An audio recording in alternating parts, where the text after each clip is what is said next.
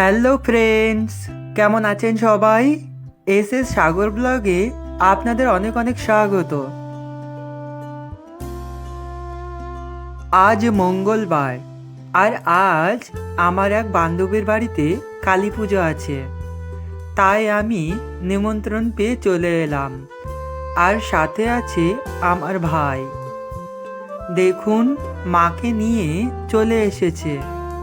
মাকে খুব সুন্দর লাগছিল। আর যে পূজা মণ্ডপটি সাজানো হয়েছে, এই পূজা মণ্ডপটি দেখতেও অসাধারণ লাগছিল। আর এই যে আমার মামিমা, মানে আমার বান্ধবীর মা, আমি মামিমা বলেই ডাকি। মাকে নিয়ে আসার পর সবাই মিলে চলল গঙ্গাবরণের জন্য। এইসব ছোট ছোট দৃশ্যগুলো দেখতে খুবই ভালো লাগে, তাই না? মায়ের পূজা মণ্ডপের সামনে সবাই বসে হরিনাম সংকীর্তন করছিল। খুব সুন্দর সুন্দর গান পরিবেশন করছিলেন ওনারা।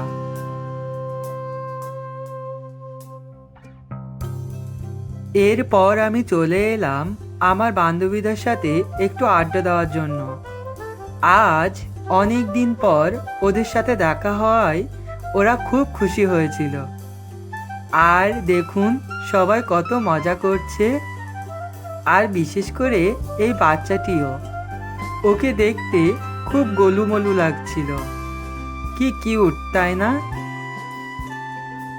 এরপর আমরা মায়ের প্রসাদ গ্রহণ করলাম। খুবই সুন্দর হয়েছিল মায়ের প্রসাদগুলি। মায়ের প্রসাদ গ্রহণ করার পর আমরা আবারও চলে এলাম পূজা মণ্ডপে। একটু পরে মাকে তার আসনে বসিয়ে দিল।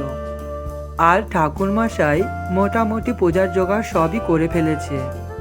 দেখুন কতটা সুন্দরভাবে সব কিছু সাজিয়ে নিয়েছে। মাকেও যেন অপরূপ সুন্দর লাগছিল। দেখুন, মায়ের চিন্ময়ী রূপটি কতটা সুন্দর লাগছে, তাই না? সত্যি ঠাকুরমশাই যে এতটা সুন্দরভাবে সব কিছু গুছিয়ে নেবে, তা দেখলেই অবাক লাগে। খুব সুন্দর লাগছে, তাই না? কিছুটা সময় পরে মায়ের পুজো শুরু হয়ে গেল।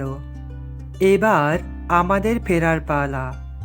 ঠিক আছে বন্ধুরা, সবাই ভালো থাকবেন, সুস্থ থাকবেন, আর দেখা হবে পরবর্তী আরেকটি ব্লগে।